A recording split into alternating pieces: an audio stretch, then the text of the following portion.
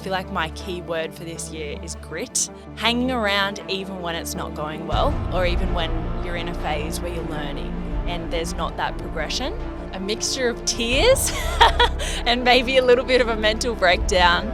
How can I continue to invest in a business when the last few months haven't been what I expect them to be? Like going through a quieter period, there's absolutely nothing wrong with that. Every business goes through it. I was focusing way too much on the dollar sign rather than what's my mission? Like, what am I trying to spread here? Do you have the optimal morning and nighttime routine when you're crushing it, you're feeling good? Instead of diving into my to-do list and going, oh my God, I'm so overwhelmed. Like, there's so much to do. Fuck my life. I hate everything. Really focusing on like, what am I thankful for about where I am now? I feel like intention setting is massive. If you set what you want to achieve out of the day, 9 times out of 10, you're probably going to achieve that. And it actually makes your state so much clearer.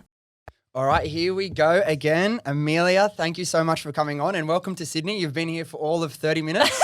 Literally just got out of the cab. I know, straight there. That's what you call express service.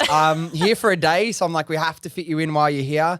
So for people that don't know Amelia, you may know her as the happy employee you've gone on a massive journey with that. She's also a podcaster, co-host of Some Would Say podcast, pretty epic guests. I would say so myself, maybe because I was one of them.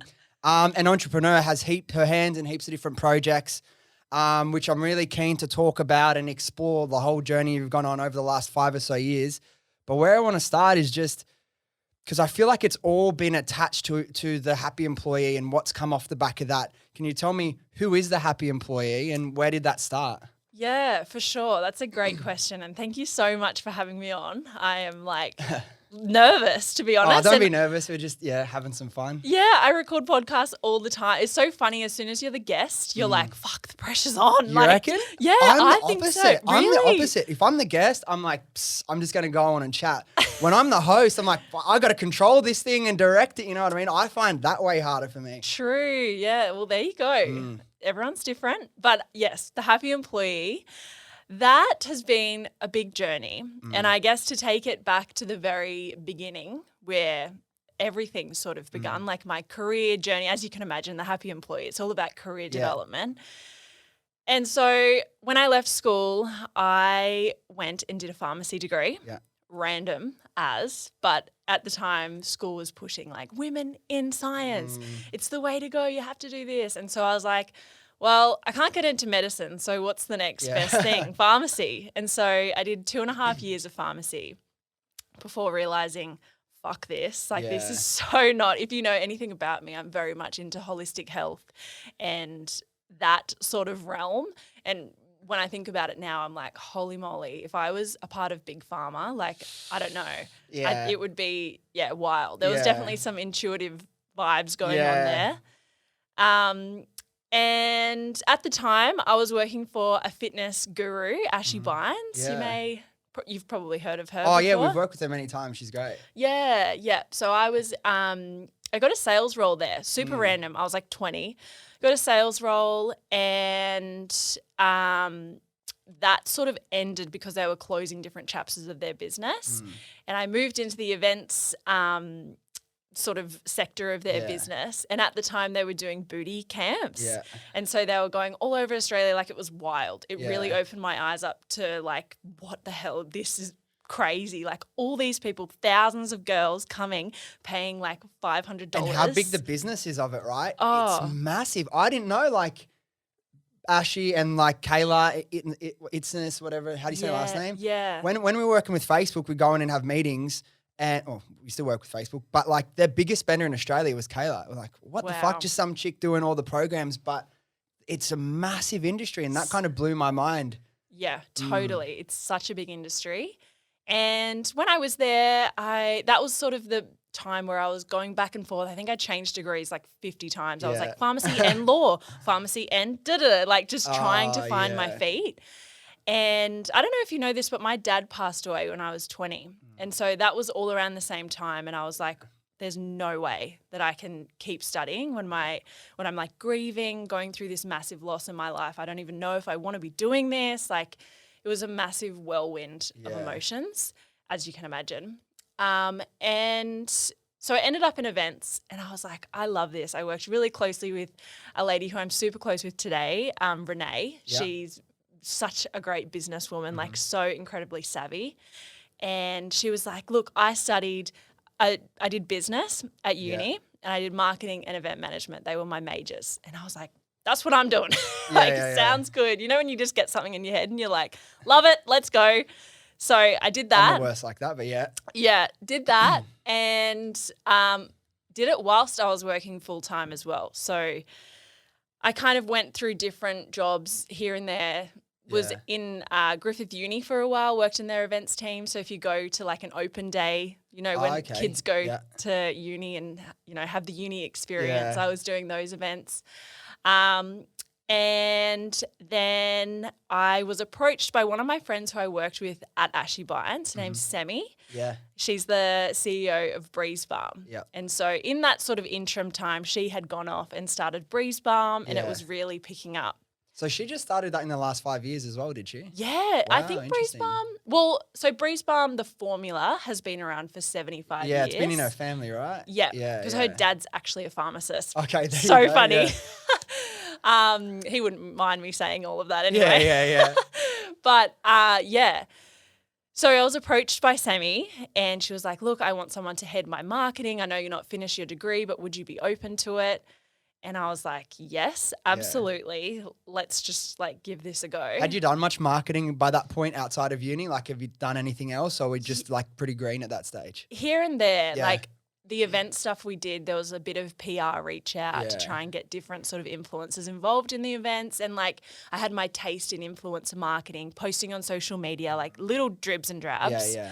And it's so funny. I feel like the experience that I got on the job is so greater than what I was taught at uni. Oh, for sure. Like it's wild. Yeah. I just, can't stress how important having some sort of internship or just like getting your foot in the door a little bit, even if it is just posting on social media. Yeah. But I feel like I don't want to seem like a uni hater because I always talk about this, but like, again, I went to uni for like 2 months and I'm doing fine. Like one of our last guests who like has like a epic content agency, like didn't even finish high school. But when you're in school, there's so much pressure on you to like pick exactly what you want to do at school. And then like you need to pick the right course and then like get your uni degree or you won't be able to get a job. Or I feel like maybe 10 years ago it was more true. Yes. But unless you're doing something like that's regulated like finance or, you know, law and pharmacy, medicine, you don't really fucking need, like if you can get real world experience, like take a gap year, do some like living, get jobs, do some like e-learning and then do an internship at a company you really like. If then you try and go get a job with a bigger company, I guarantee you're going to look more attractive than someone straight out of uni anyway. Yeah. And you've been earning money and living your life for that 3 years as well. Yeah, exactly. And I feel like also networking is a big part of it. I know they always say it's like who you know, but really like when I think about the connections I've made, it is, you know, and it's not me like clout chasing or whatever the word is. It's just like genuinely put yourself in those positions and put yourself around the people who are doing the things that you want to do. And that's a big reason why we started Some Would Say. Yeah, same here, you know, for sure. Yeah. And so anyways, got approached by Sammy, was like, hell yeah, let's do this. And I worked for Breeze Balm for about 2.5 years. Yeah. And in that time, when I first landed the job, my partner Mitchell, he was like, we need to start something. We've got to start something. Like he's very entrepreneurial. He has a few hair salons on the Gold Coast and he's just always been in that business world, whereas I haven't. My mum was a teacher, same with my dad. Like I grew up in a very, you get a job and that's what you do. I family. thought that as well, completely. I didn't even think of the possibility of owning my own business until well after I was out of high school. Yeah.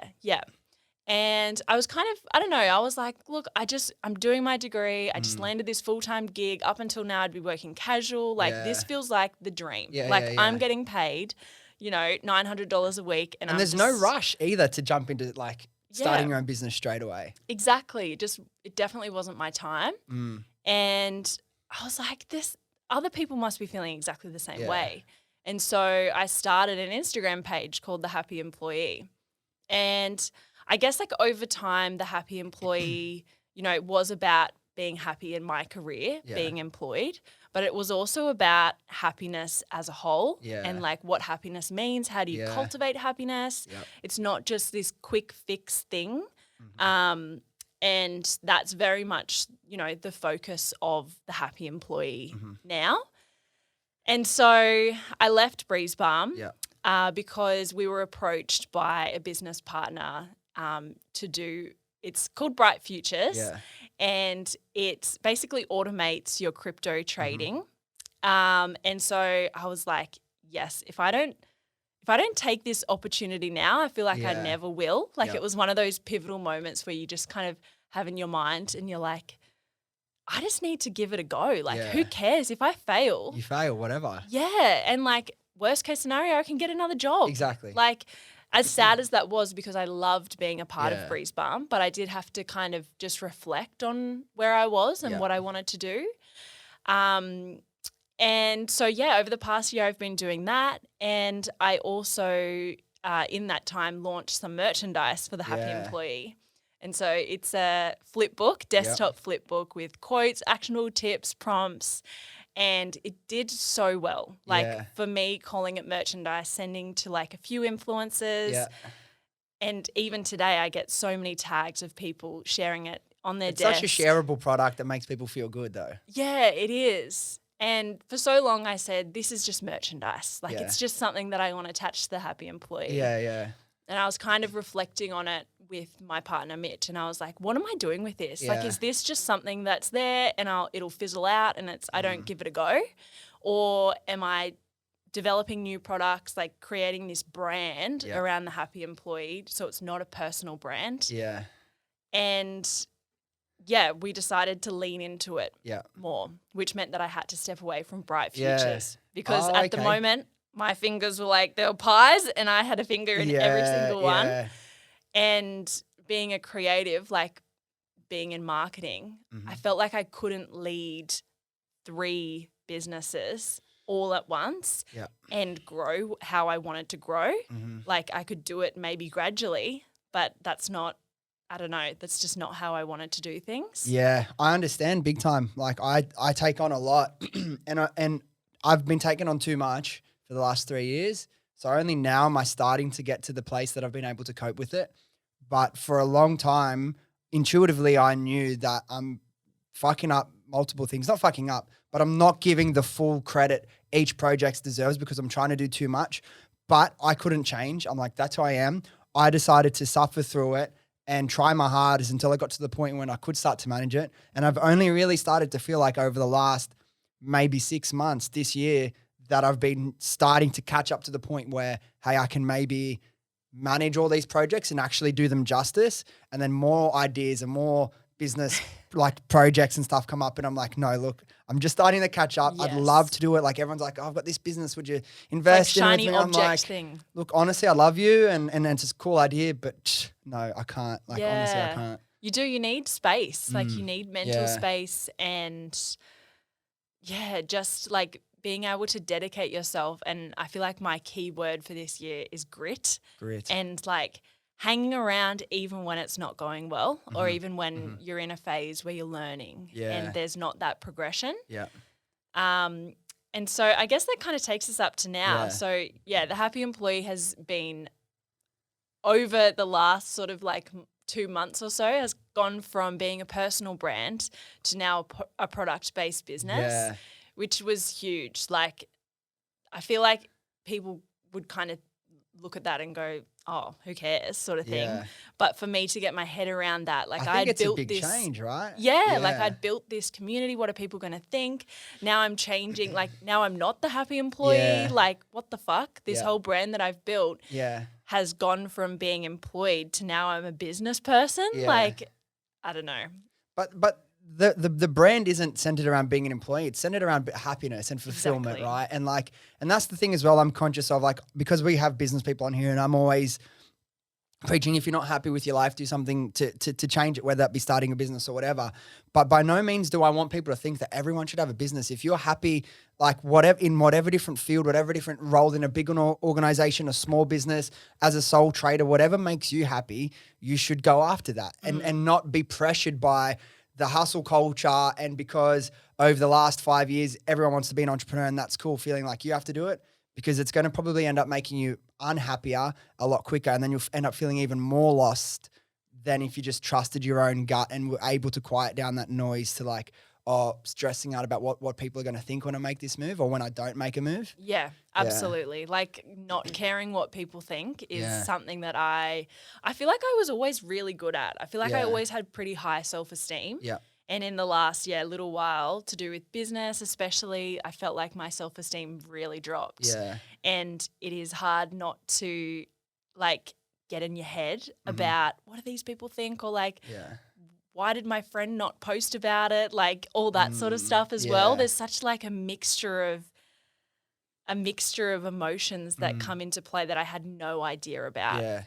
Actually, you posted that post a couple of nights ago. I actually wanted to ask you about it. Where's the quote that you said? So this is how it starts, and I want to read it to you because I think it's so fucking relatable to anyone that's ever started a business or tried to start a business. It said, this is just the start of it. "It's going well," my voice shrieked, raising octaves, when really I meant it's my quietest business period ever. No one fucking says that. And it's because there's so many influencers or entrepreneurs out there flashing their Gucci this, their Louis this, their wads of cash, tagging fine dining places all over Sydney, Melbourne, Brisbane, whatever. And people are afraid to be real, but I guarantee half of those people are fucking struggling. Yeah. But no one talks about it. Talk to me about what that last couple of months of maybe not having your best period in business ever has been like for you. And then what made you be like, fuck this, I'm going to share it. Yeah. Well, I think it was a mixture of tears and maybe a little bit of a mental breakdown. Yeah. And Mitch is just my fiance, Mitch. He's the biggest like support network ever. He's amazing. He offers so much support and love and is just always there for me. Yeah. And I was just sort of telling him how I was feeling, and it actually started, what were we talking about? It was something to do with like taking the next step or like creating a new product or something like inspiring. And I just like spiraled and then ended up in tears and it was meant to be this inspiring morning. And he was like, "What's wrong?" And I'm like, it all just feels way too much. How can I continue to invest in a business when the last few months haven't been what I expect them to be? Yeah. And like in all transparency, I haven't done Facebook marketing. I haven't done really any paid marketing at all. And he was like, "Amelia, you've done fuck all." Yeah. Like really, like stop beating yourself up. There's people who invest fucking hundreds of thousands of dollars and you've spent $2,000 on some products. Yeah. Like relax, like exactly. you're fine sort of it's thing. It's your own voices in your head that are stressing you out though, right? It's that internal monologue. "Oh, I'm not achieving the results I wanted fast enough." But you shouldn't, like, put it this way. I know businesses that are turning over fucking 8 figures a year that struggled for 6 months plus to get off the ground. And it's like, it's such a bullshit cliche saying. It's not bullshit. It's a cliche saying you only like lose once you've given up. But like going through a quieter period, there's absolutely nothing wrong with that. Every business goes to it. Yeah. But no one wants to ever speak about it or acknowledge it. No, exactly. And I think that's like something that really clicked in my mind, that I was like, of course, like this is business. Yeah. Like what do I expect? That it's just always up or I'm always making money? Yeah. And also another thing, I think for me, like being very, very honest, I was focusing way too much on the dollar sign rather than like, why am I doing this? Yeah. What's my mission? Like, what am I trying to spread here? But it's really hard when your livelihood depends on, making money. Yeah. And I'm sure everyone can relate. Money does have that like taboo topic around. Yeah, exactly. And it's something as well, it's like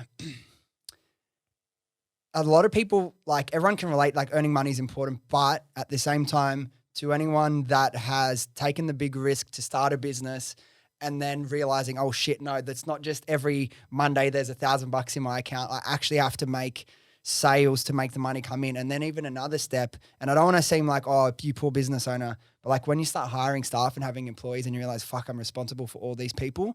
And then at times people just look at anyone that has a business and be like, oh, they've got it so easy. Like, yes. Lucky you, why would I ever, like, not that anyone's asking for sympathy, but until you've experienced it, the stress and the pressure of having to pay yourself and pay the bills of rent, mortgage, staff, stock, suppliers, whatever, it's a lot on your like psyche that you don't really realize when you're getting into business, right? No, not at all. Yeah. And like I said in my post, my self-esteem, like it's weird. It's almost like, you know how there's the thing of like followers and likes on Instagram? Yeah. It's almost like the Shopify money symbol Yeah. is that for me. Yeah. And it's so fucking toxic. Yeah. Like I've really had to, like readjust and think, I don't know, just almost not even look at that right now because it feels really toxic for me, and it just feels like I'm going like this with myself. But like Mitch said, you hadn't even done, like you probably, as you know, someone being in marketing, all the tools you have to grow a business or whatever, how many have you actually used? It's a small percentage, but for some reason in your head, it's started to spiral, right? You're like, that's it. I'm done. Yeah. And there's always a way, like, and like you said, to do with staff, Mitch's mum, she's like the CEO of their hair salons. Yeah. And I think of her, Mitch was telling me a story, and he was saying his dad passed away 10 years ago, and he was like, Amelia, during that time, my mum was burning through cash trying to keep her businesses afloat. Yeah. And I was like, holy fuck, she was supporting like 20 staff members or something. Like, that is why I feel like a brat. Why am I crying? You know what I mean? But I think it's such a valid point. Like I had so many people message me saying like, I hear you. Like everyone goes through this, and it's just a part of business. And like, unfortunately, well, I don't know. Fortunately, unfortunately, it's just what it is. It's a part of business, but I don't know, like everyone talks about, like, let's go back to like talking about the likes and stuff and like what people think, like, because people, like, you say that and then you realize how many people are actually relating. But if you were to do a post, oh, I just hit X amount of sales this month, and like you were in some fancy restaurant, like why do we always see, like personally, I could do a video and I could wear a Gucci shirt and it would get twice as many likes if I was wearing a normal t-shirt. Yeah. Why the fuck is society geared so much towards that money? You know what I mean? I don't understand it. That's a big part of the reason we started this podcast, to make people realize that are in business, that aren't in business. Like, it's not always easy. For the most successful people in the world, they have their days where they struggle, but it's something I've been thinking about a lot. And I think it's because so many people push this fucking e-com. It's like printing money. No, it's not, bro. Yeah. It can be if you're like one in 100, but for a lot of people, it's a grind, and you need to be able to, have that clear long-term vision, what you want to achieve, and back yourself in the months where it's not going to be easy. And then it can be. But just to rock up and expect it's going to be easy and you're going to be making money like it's nothing, it's not reality. No, and sustainability, I feel like in business is like a massive thing that I am striving for and can get in my head a little bit if I'm like, this isn't sustainable. Like, how am I going to be 50 and doing this? Yeah. So, there's just like a whole whirlwind of emotions, I feel. Because linked to all that, like something you're extremely passionate about is mental health. And you've been open over the years of like your own struggles and journey with mental health. What's kind of been some of the big mindset shifts or tools or practices that you've introduced in your life to help you manage, like keep your mental health like in a good space, and like help yourself, when you are getting down into a bit of like a lower moment, to help get yourself back to that happy medium, that balanced place? Yeah, that's a great question. I think when I was kind of in amongst the 25-year-olds who very much grew up with like diet culture. Yeah. And so a lot of health really stemmed from what your body looks like. Yeah. And so for a lot of my like early 20s, I didn't even kind of consider mental health as something that like was a concern to me. Yeah. My whole focus was on fitness, and I kind of like ebbed and flowed through like maybe a more relaxed style of fitness and maybe more strict. And now I feel like I'm at a very happy place with, I just do what I do, and that's how I live. But mental health only really in the last sort of few years that I realized, I was like, hang on, like I feel like I actually need a little bit of help here. Like I'm doubting myself, and I'm feeling all these different feelings, anxiety, like, not kind of what I've experienced before. And something that I did last year is I read a book every single month. Yeah. And my books were all around kind of manifestation and like very woo-woo to some people. And then sometimes it was like Atomic Habits, where it was, I don't know, maybe a bit more logical. Yeah. I think that really helped me, like gaining more knowledge around what is everyone doing out there to help their mental health. Yeah. And since then, meditation has been a huge one for me, learning how to meditate or just to be still and breathe, like actually breathing more than anything, I feel like is so important to me. You know, when you feel like you've had a couple of coffees and you're just like, holy moly, I need to sit and just take like 10 deep breaths right now. Yeah. That has been so great to ground me and to just like allow me to process what's happening and to like how to move on. Yeah. Something else that I did, which obviously won't apply to everyone, but I did a manifestation course by Georgie Stevenson. Yeah. And I think in that time, something that it taught me, not so much about manifestation, well, it did, but more so about goal setting and taking the time to actually set a goal, but also come back to it and give yourself like rituals that you do maybe every week or every month where you reflect on your goal and, you know, you see how you're tracking and how you're processing and kind of like how you felt in the month. So journaling out of that whole thing has been a massive thing for my mental health. That was something I wanted to ask you about, actually, that course you did. Because I'm someone, again, like, and it's going to sound like to a bunch of guys, yeah, really woo-woo, whatever. Call it manifesting, whatever. I call it law of attraction. It's just like, it's so real. And once you realize the power it can have in your life, it's amazing. Like for me, the biggest thing is like in terms of managing my mental health or like me feeling good about myself, or if I am a little bit lost or down, what brings me back, to me, it's always goal setting and looking at what my goals are, because whether I'm feeling good about where I am, or particularly it's helpful when I'm not feeling good about where I am, where I've had a couple months where I feel a little bit lost, or what am I fucking doing with my days? Like, why am I doing all these things that don't make me happy, or being concerned about these little bullshit things that don't really matter? Yeah. Is for me, the biggest tool is let's do a 5-year plan. Where do I want to be at that time? And then like I'll break it down 5 years, and then I'll break it down to the steps along the way. But then I'll just visualize, like I'll sit with myself and I'll just visualize that moment 5 years from now, living that life, experiencing it. And to me, like if I can connect myself to that emotionally and through my thoughts, and then be able to plan out, and it never sticks exactly to the plan of how I'll get from where I am today to where I want to be in 5 years, then you got a plan. So it's like, okay, I'm going to stop feeling sorry about myself.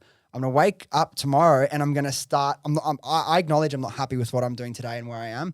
Here's where I want to be. I'm going to start actioning those steps, and then it always brings me out of it so fast. That's the biggest thing for me. Goal setting, because it'll take me to where I want to be even when I'm not there. Yes, 100%. That's helped me so much. Yeah. And it has, you know, since doing Georgie Stevenson's course, this is very sort of trivial, but I feel like everyone will be able to relate to some degree. Yeah. Mitch and I were buying a house. We were trying to buy a house, and then I left my full-time role. And so obviously the banks like don't consider you for anything until you've been in business for, 2 years or whatever. And during that time when I was visualizing, where I want to live and what I want my life to be like, I saw arches and the beach. Like the beach is a massive part of my life. Yeah. My dad was a surfer, and so I feel like that's how I connect with him a little bit. Yeah, I love that. And it's just always been a part of like my upbringing. I grew up near Byron Bay, so it's sick. Yeah, just always been a part of like how I want my life to be.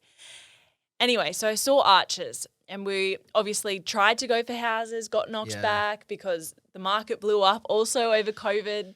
So there's just been like a few things, and we were like, fuck it, I think we just need to rent. Yeah. Decided to rent, and this was when the harsh border lock happened from New South Wales to Gold Coast. Yeah. So it was when literally no one could come through. Like it was wild. Was this the second lockdowns? Yeah, right? The most recent one. And we went and inspected a house. Yeah. Had arches, was right on the beach, like so many arches. I was like, what the hell? And because there was a harsh border lockdown, no one else was coming through to look at rentals. And so they were literally hounding us, asking, do you want this house? Do you want this house? Like they wanted us to have it. Damn. So wild. And, call it what you want, but I fully vouch for visualization. Yeah, me and George, like the guy I started Happy Skinker with, a good mate. When we started, like before we had launched it, the year we were working on it prior to launch, we would do all our work and then he had a park across the road from his house and we'd go over to the park. I've told this story many times and we'd just sit and chat about all these things we're going to achieve and who we'd work with and what we'd do and how we'd grow the business and getting our first warehouse and hiring staff. And honestly, the accuracy of what we spoke about and visualized and how quickly it came into my life. And that was the first time I really started using the law of attraction, manifestation, whatever you want to call it, intentionally. The next 2 years of my life was 10 years worth of growth. Yeah. In terms of personal growth, but also projecting my life forward towards the direction I want to be. And the biggest thing for me during that time was just my mind being so attached to the goals and just visualizing every single day. So yeah, it's massive. Some people think it's bullshit, but just try it, honestly. No, it's and it's kind of, that feeling where you feel like you're kind of floundering through life. You don't really have like a clear vision or like clarity. Yeah. I think that whole process, journaling, sort of, gaining that clarity, it gives you a bit of a roadmap, which, and now I'm learning in business, you need that as well. You need it in life. Yeah. You need a North Star to map everything you do towards, because even if I'm really happy, let's say I'm doing all this fun stuff and hanging out with my friends, my partner, whatever, we're just having a lot of fun. After a month or two of having a lot of fun, but not really moving towards anything, I start feeling lost because I've lacked that clarity. Yes. For me, having a direction to move, not every single decision I make, but a lot of the decisions I make that are big decisions need to map towards. I stop and think, is this taking me closer to where I want to be or further away? And if it's taking me further away, I generally won't do it. Yeah. You know what I mean? Yeah, for sure. No, I agree. I 100% agree. You said something before as well that I find really interesting, and I wonder if everyone has this moment. I know I do. You said, I only really consciously was aware of mental health in the last few years. For me, there would have been a time I would have been 20, 21, and I had it's the only period in my life that I feel like I was depressed. I'm not 100% sure if it was proper depression, but there was 3-4 months where I was depressed, right? And then since then, I realized how shit you can feel. And then since then, while I was in that, I thought of all these different things I can do to get me out of it. The big thing, I was acting then. I got really clear on the goals for acting, where I want to go, and that helped me pull me out of it. And now I have a lot of different practices I do, and I've developed a mind that doesn't let bad things into me to tear me down or to break my self-esteem. But until I was 21, until I had that point where my mental health wasn't the best, I don't think I ever thought about mental health. Yeah. That I had to manage it, that it was a thing that existed. I just wake up every day and go about your life. I wonder if everyone has that moment where you turn into an adult or something happens and you cannot just take mental health for anymore. I know, that's such a great question. I don't know. Maybe. Yeah. But then I also think, obviously, it's something that's spoken about a lot on social media now. I'm like, is it just that I'm influenced because people are speaking about it? But then I also think it's great that it's spoken about, because my mum's generation or my grandma's wasn't a thing. You were just fine, and then that's all good. So is it just because we're more aware of it and we're talking about it? But I definitely took mental health for just to wake up every day and feel happy, until you've realized that, hey, it's not always like that, and there's things you need to do to make sure you can stay feeling good. One of the questions I wanted to ask you is, I know for me it's a big thing, is when I'm really feeling my best, I have a set morning and nighttime routine. Do you have the optimal morning and nighttime routine when you're crushing it, you're feeling good? Do you have something that you stick to? Yeah, I think this is something when I became self-employed that I really was like, I can do whatever I want. It's the best, huh? I know. But then I sort of took it for a bit of a ride, and then I was like, why am I feeling all over the shop? Why can I not focus? Why am I not getting stuff done? Yeah. And it's because I didn't have a morning and a nighttime. Well, actually, I'm pretty good with nighttime because I need sleep. I'm a 9-hour sleep kind of gal. 9 hours, yeah. That's heavy. Yeah, I need my sleep. Yeah.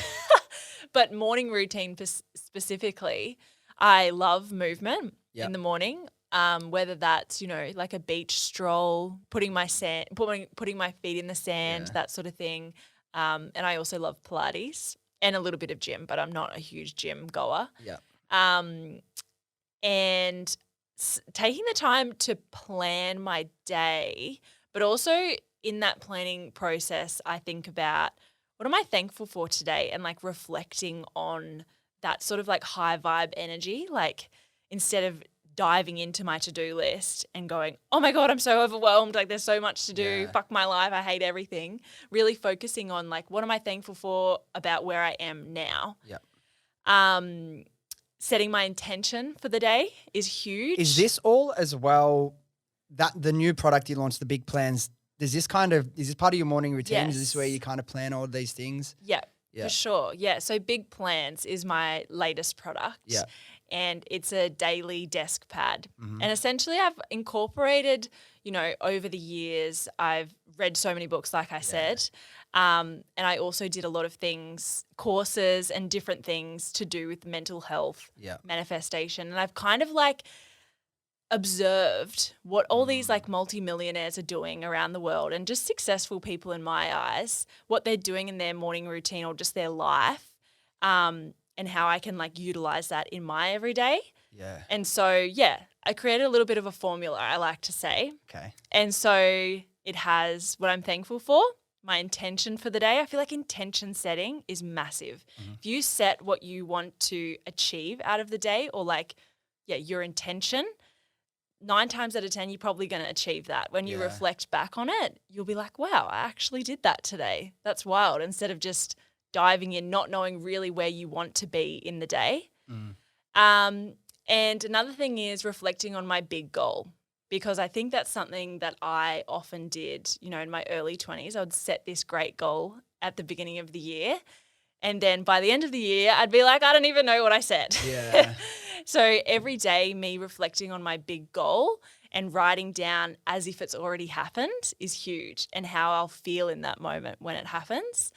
And then in terms of like my tasks that I need to get done, I break it into habits, my most important tasks, and then the rest of the tasks that I have to get done. Yeah. But I guess the sort of like key elements in that is that I call them mental rituals. So I love to do that first, and then I move on. So I set myself up, like I set my mind frame up, and then I move on to the work. Yeah. Or the action parts. Yeah. And so that big goal, is it every day you reflect on that same big goal for the year? Yep. Or sometimes it can be monthly. It's however you feel like. Whatever your big goal is in this period of your life. Yeah. Yeah. A lot of people, I actually went to my community with the initial design for Big Plans, and I said, what do you guys want to add? Yeah. Few people love to track their waters and things like that. Yeah. And I was like, I don't really like to track my water, but I like the idea of tracking habits. Habits, yeah. And so that's kind of where that came in. So what's some of like your top 3 habits that you like to keep consistent? Are there certain things that you feel pop up quite often? Yeah, meditation I feel like is a big thing for me, and journaling, which I call my mental rituals. It's kind of like all incorporated. Movement is also a big thing. I feel like it's kind of generic, like what everyone says. Like there is, you hear it all the time. It's a bit cliche. Everyone's like, oh yeah, move your body. Oh yeah, breathe, like do this. Yeah. But it actually works. Yeah. And it actually, makes your state so much clearer and so much lighter. You know, when you just feel light and calm and you like in a flow state. Yeah. You mentioned you're a big reader, or you've set yourself the challenge of reading a book a month. If I had to say, what are your top 3 books? Oh, put me on the spot. I know. I'm terrible at remembering names. Gabby Bernstein, she has a really great book. I really liked that. I can't remember. What's it called? It's all around manifestation. Is that The Universe Has Your Back? Yes, that's it. Yeah. Thank you for that. Atomic Habits was really good as well, and Grit by Angela Duckworth. Grit. Okay. I've never actually heard of Grit. I think I saw you when you shared it like a year ago or whenever it was. Yes. But what's Grit about? She essentially interviews kind of like athletes and just like professionals who've been doing the work that they do for so many years, and kind of unpacks like how can you still be doing the same thing, and like what it takes to still stay in that same thing and that like level of high performance, I guess.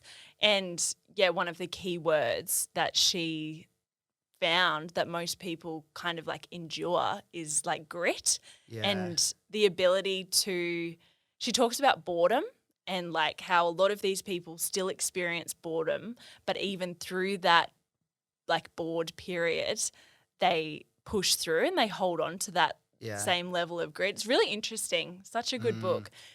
For me, I'm key example of that. But I'm of the belief that like if you find something you really love, like it won't ever feel like work. You know what I mean? And like that the podcast is like that. Obviously, it's one of many things I do, but I'm trying to get my life to the point where I can wake up every day and do things that I love regardless of how much money it's going to make me. You know what I mean? And it's a very privileged position to be in, but that's where I'm trying to get my life to as soon as I can, because like life's short, you know what I mean? I feel like you only get one chance to do this version of life. Whatever happens after, who fucking knows? But there's a quote, again, a post or a quote you shared. I want to read it to you again because I think it's so fitting, and I think it's kind of a big issue in like today's fucked up world, right? You said, where is it? Let me find it. Okay. Only you and you alone can change your situation. Don't blame it on anyone or anything. Now, I really agree with that. But my thought is like so many people today, particularly the last 2-3 years with all the weird shit that's happening in the world, will say, oh, the world is so fucked up. It's so unfair. It's all controlled, blah, blah, blah, all that sort of stuff. And like, while, look, the world is pretty fucked up. I'm sure there's things that we don't understand and whatever. But my problem with that is it's like I see a lot of people complaining about it. It's not fair. It's not right. Why would I participate in life when I don't have real control?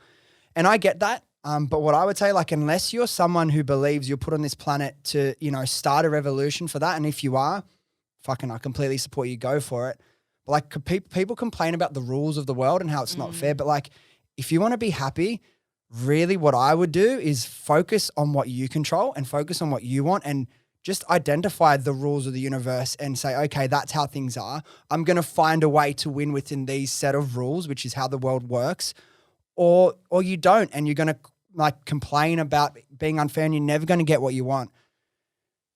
That's just my take. Some people are going to be like, no, that's bullshit. Yeah, of course you would say that. You got a business, you got a bit of money. But like, but I wasn't happy where I was 5 years ago before I started all this. And like I could have, but just decide what you want, focus on what you control. And I guarantee if you work at it, like you end up being so much happier. What's your thoughts on that and that quote you shared? Oh, 100%. And it's like you hear people piss and moan all the time about, where they are in life or just about little things. And even like, I don't know, this is a little bit off topic, but even like conspiracy theories and like going down a massive rabbit hole of all of that.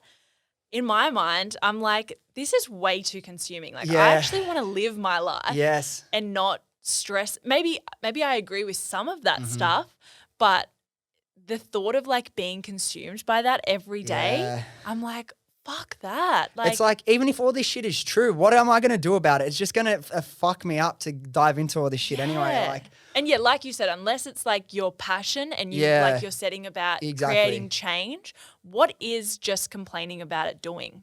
Absolutely nothing. Exactly. And like people be like, no, but if you don't complain, then they win. It's like, but what has complaining done for you in the last, 2 years of your life that you've been doing it? Yeah. Like if you want to become a change maker, truly become a change maker. Don't just tweet your opinions and, like get angry at people when they don't agree with the way you think the world should be. Yeah, we should all strive to change and be better as like a society. But like if you're unhappy within yourself, start focusing on that rather than trying to change the world first, Yes, for sure. And I also think like with that, I think listening to other people's point of view is really important. Yeah. Which I feel like the last 2 years, it's been so polarizing. Like everyone's got their opinion. Everyone thinks this should be right and this is wrong and this is how you do things and da-da-da-da-da. I think like whatever you believe, just like sit back and just take in people's opinion. Like that's the part of life. You get to experience, people get to have different points of view and that's the beautiful thing about life. The tricky thing is I agree, and I think it takes a lot of self-awareness to get to that point where you can take on with an open mind other people's points of views. But like I was chatting to one of the guys I work with, one of my best mates, and we were talking about this literally last week. It's like I feel like a lot of people just feel like the belief system that they have in their head is correct, whatever it is. Yeah. I feel like I'm, very, liberal with a lot of things and other things. Like I have my set of values and I feel like I don't just everything left. I agree. Everything like I'm like I take different things on like on their merit. So many people are either fully right, fully left. But I'm not saying I'm right. No. But everyone thinks that their point of view is right. Yeah. It's just a dangerous way to live if you don't identify that and you start like taking down other people that don't align with your views. Yeah, absolutely. I couldn't agree more. And like we don't really talk much politics and stuff on this podcast because I'm obviously so it's not dangerous. a political person.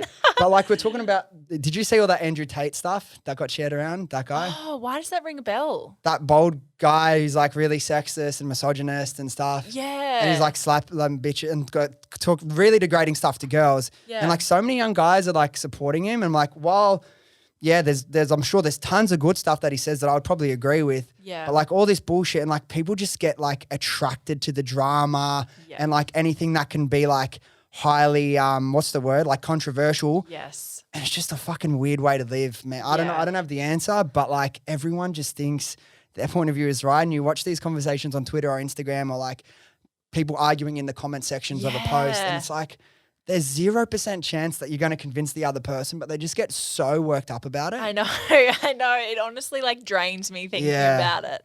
Anyway, I just thought, fuck, what a weird world we live in now. I do want to ask you some questions about the whole Bright thing. I know you stepped away from it. Yeah.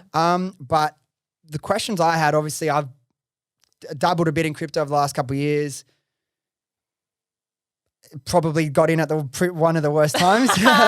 Like you'd chuck a bunch of money in. I don't have time to fucking day trade and follow the charts and all this. I'm like, pick some, I did a bit of research. I wasn't that dumb, but like I got in probably like 90% of the way towards the peak. And then since then, what's happened over the last year or whatever. Yep. My question is, I assume being in that space, starting a startup in that space with crypto and investing, is it a lot more challenging when it's like a period like this that things are going like? So Shopify actually recently just stopped accepting our payments. Oh, really? Yeah, they were like, sorry, our payment gateway like won't allow you to, keep taking your subscriptions. Wow, no way.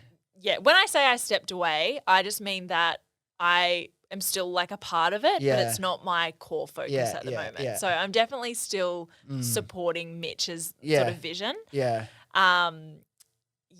It's had its challenges. Yeah. That's for sure. And like, because I imagine like everyone was like, fuck, I can't miss out on all this crypto stuff. So everyone was getting into it. Now I imagine there's still heaps of money being traded on crypto every day, but I feel like in a market that's like, in a bear market, you kind of need to know what you're doing to make money. And it's so easy to lose money. And people buy into the fear a lot as well. Yeah. Regardless of, sort of like their profits or, how their accounts are going. They see someone post on social media, oh my God, get out of crypto. And it's just like, fuck. Like, and especially, so Bright Futures, we automate crypto for you. We make it easy for you. Yeah. We want you to be a part of the crypto revolution, but we understand that people don't have time to sit there and day trade for, 8 hours a day or whatever. And even if you do have a full-time job and then you come home at night, you want to spend it with your family. You want to like live your life. And so, essentially we're making it easy for you. So how does it work? Let's just say I'm brand new to crypto. I have $1,000. I want to put it in and see what happens. I assume it uses algorithms and all sorts of stuff to work. How does it kind of work? How does it help a beginner? Yeah. So we connect through encrypted APIs to your exchanges. Yeah. So at the moment we're using Binance and FTX. We've had Bybit because of FTX. There's new rules that come out every single day. It's too much. That's why I stopped. I don't understand. And there is obviously like getting conspiratorial, but there is market manipulations by people that I will never be smart enough to understand. So I'm like, I'll wait till the market's going up. It'll be easier to make money. I know. Well, I think everyone's sort of the same thought pattern. And essentially we do all the heavy lifting for you. So once you connect and you deposit your funds into the exchanges, which are all fully secure, we never touch your money, you connect through APIs and essentially the system works for you, trades on your behalf, buys, sells. It's literally as easy as that. Yeah. I mean, I was almost going to like, I remember I was so close. I'm like, I'm just going to hit her up and say like, let's just do it. But then the market started going, I'm like, Yeah. maybe I'll wait a little bit. But fuck, I thought it was such a good thing for someone that's not super into day trading and like the charts and stuff. If you're a beginner and you go and you look at those things, you're like, what the fuck am I looking at? Yes. But I want to move on. I want to make sure we get through a few more questions before we finish up. One thing before I get to the last few questions, and you mentioned before, and it is a bit of a change of pace again. Obviously, sadly, you lost your father at 20. I wanted to know for you as a person, how did that affect your life? And you mentioned you're still extremely connected to him, and it seems like he's an inspiration in your life. Just want to feel like, how do you hold that like with you in a day? And do you think that losing a parent at that age did kind of change you a bit? 100%. I feel like my early 20s are just black. Like I can't remember them. And it's so sad to think about it. Like I don't often reflect on it because I'm not a hugely emotional person. But when I think about, my early 20s and kind of like what my dad's missed out on, it's more sad. It's more sad when I think about it in terms of his life. Yeah. Like not so much mine. It's like, he passed away when my mum and him I had just left home. So they were like in their new honeymoon phase. You know what I mean? Yeah. Like, they just had set themselves up so well. They were like about to retire, like live your life sort of thing. Yeah. And sadly he passed away. He passed away from a cancer caused by asbestos. So exposure to asbestos when he worked in the steel works in Wollongong. Oh, really? Yeah, for like a hot second. Yeah. So it's just, absolutely like devastating. And I feel like my concept of life, I actually think about like death a lot. Yeah. And whether I'm sort of scared of it. Mm-hmm. And I just can't imagine, I don't know, I've got this like a little bit of a phobia of being around hospitals and just in that environment, like, or being at a state where my health wasn't at its peak, if that makes sense. So I feel like, it definitely shaped me, that's for sure. And like I said, I think I just feel sad for my dad that he didn't get to live his life more. Yeah. Because I know I grew up with my mum and my grandparents, so my granddad was like my dad. And like I still feel like it was been over 6 years that my granddad passed away, which again feels like I can't believe it's been 6 years, but also it was like extremely sad for me. He was my absolute hero, my best friend, essentially my dad, everything in one to me. But like one thing that I've never felt is like I've never felt disconnected from him. I've always felt that like, and one of the biggest things I'm sad of, like you said, is I'm obviously incredibly sad for me not being able to have him around. But like what I've been able to do with my life, I know how proud he would be and like how much joy he would get to be able to watch me do all these things. But I still feel like I'm not religious or anything, but I know he like, and your dad, I'm sure, knows like the woman you've become and everything you're doing. And like, I just feel like what you said, being scared of that. I feel like if anything, I'm less scared of death. Yeah. Because not that I fucking want to die at all, no way. But like, but it is an interesting concept when you think about it. Yeah. You're like, it's life. Yeah. Like everyone dies. Mm-hmm. And I feel like when you become at peace with it, I don't know, it's freeing. Yeah. Sorry to interrupt. No, I don't even know what I was saying, but I agree for sure. It's like, and at least the thing is like the okay, let's just say your business is like completely crumbles, or you know whatever, you lose your home, all these sorts of terrible things that can happen in someone's life. Seeing that you got through that is like nothing is, you know what I mean? You can get through anything. Like nothing, you know what I mean, could ever be like getting through these sorts of extremely emotional experiences. For me, that was always my biggest fear. When I was acting, obviously I'm extremely close to my mum, but when I was acting, if I ever needed to cry, I would always think about him, and it was always the biggest fear in my life. And going through that, and it was extremely traumatic and, you know, upsetting, but like, you know, you can kind of get through anything when you've had that level of loss, right? 100%. Yeah, I agree with that so much. I even said kind of when I was in my lowest of lows about business, I was like, it reminds me of the grief that I felt like when I was so sad when my dad passed away. But that was almost like a flick in my brain to go, Yeah. oh, like I can do hard things. Very hard like, thing, yeah. It's fine. I'm going to be Yeah. fine kind of thing.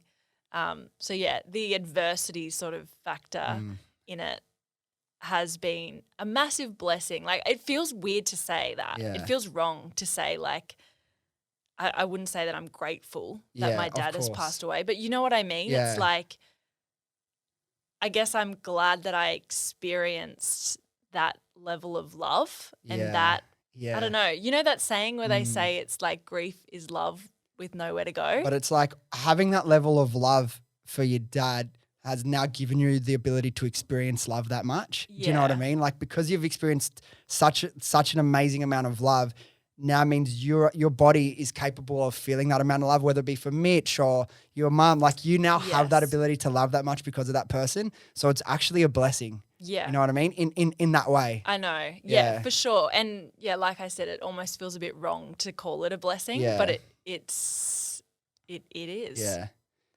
Well, thanks for like, I didn't want to, take it to like a really personal place, but like, I just wanted to, I'm sure it was very pivotal in like the woman you've become and everything you open with, everything you shared. I'm conscious of time, so I want to wrap up soon, but there's one other thing that I saw that you shared when I was doing some research, and I want to ask you about it just because I feel like it's very relatable to like a lot of young women.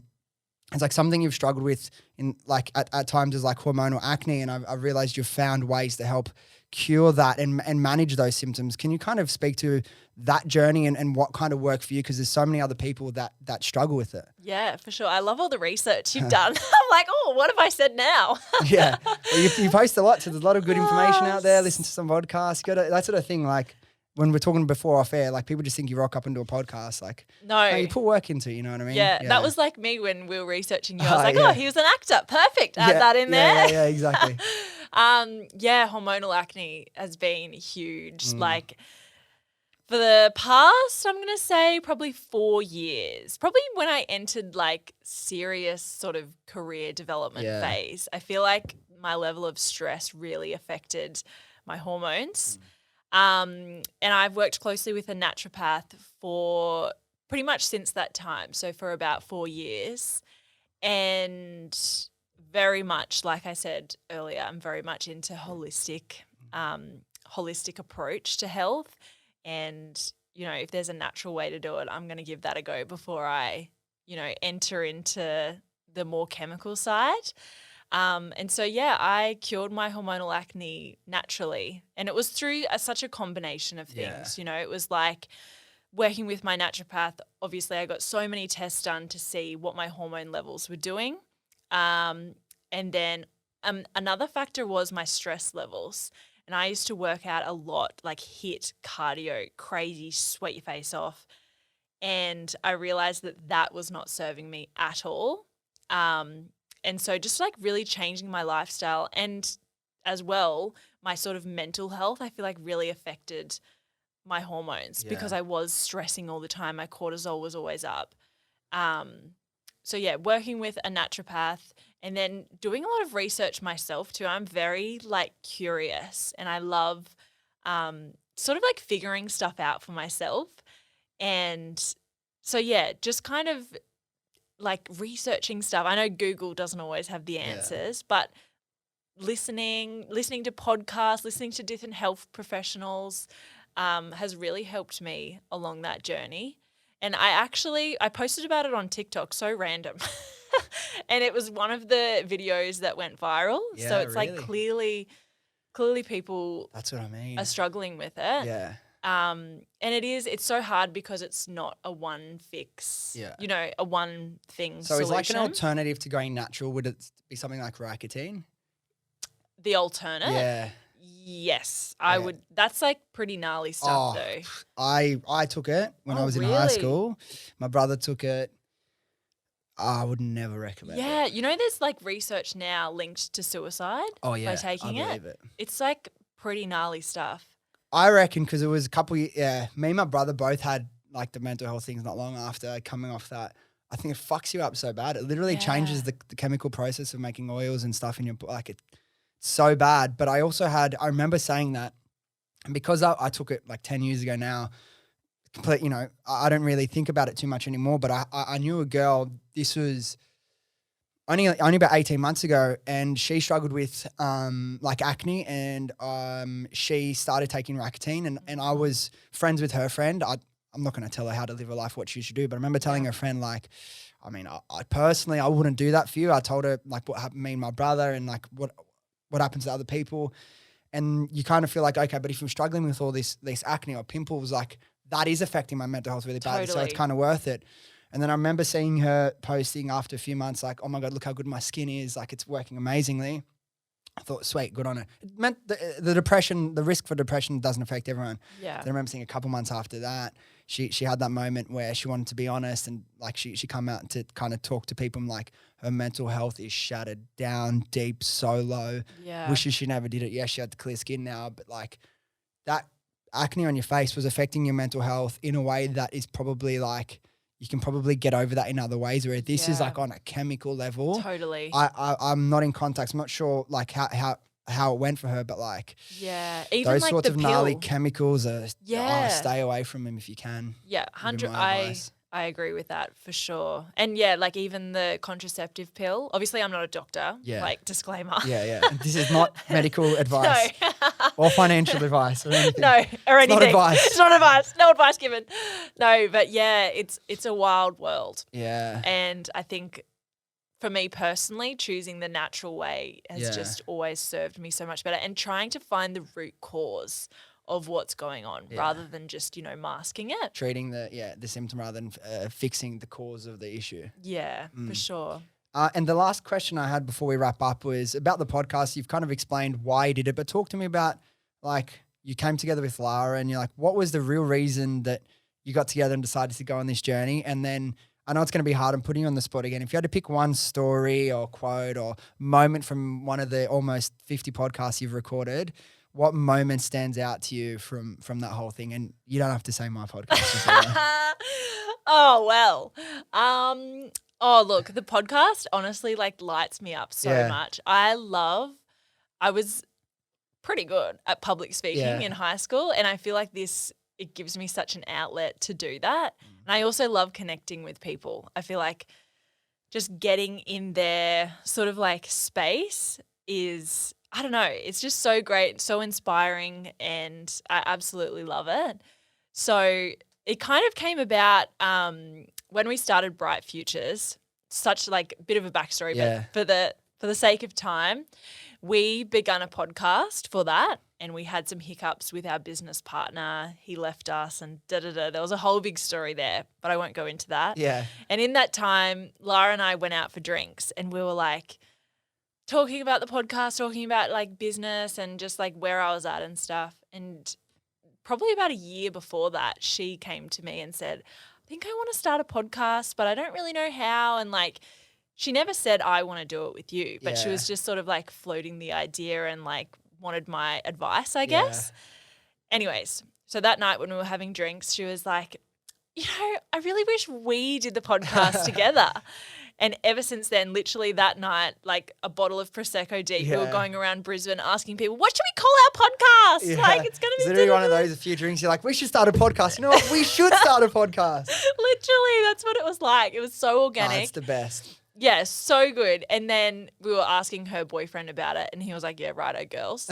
And then literally like the next week we were like, all right, we're locking in a meeting. Let's do this, like planning phase.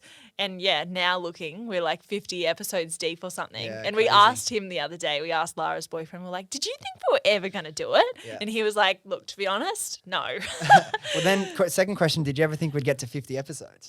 Oh, honestly, it was kind of something that we started. We were like, why not? Like, I get to chat with my best friend. We get to like meet some new people. It's like one of those beautiful things when you don't put pressure on it, but then it blossoms and turns into something where you're like, wow, like holy moly, we've chatted to like 50 people or whatever. So to answer that, I don't even know if I thought about it. Yeah. Like, I guess I didn't have any inkling of stopping. Yeah. You know what I mean? Yeah. It's just something that I was like, oh, I love doing this. Like, why not? It's the best way. Same thing here. Like it's difficult because everything I do is so attached to goals and stuff. But one thing with this, it's just like I know the long-term goal and vision for the podcast. But all we're going to do is we're just going to record podcasts and put out content. And then like it'll evolve, you know, over the months and years. But I really don't want to let any other outside noise penetrate the enjoyment of doing it because we want to have a podcast, you know? Yes, for sure. And I think that's why it's so beautiful because it is like purely enjoyment. Yeah. And yeah, so the favorite sort of episode or segment, there's been so many. But I think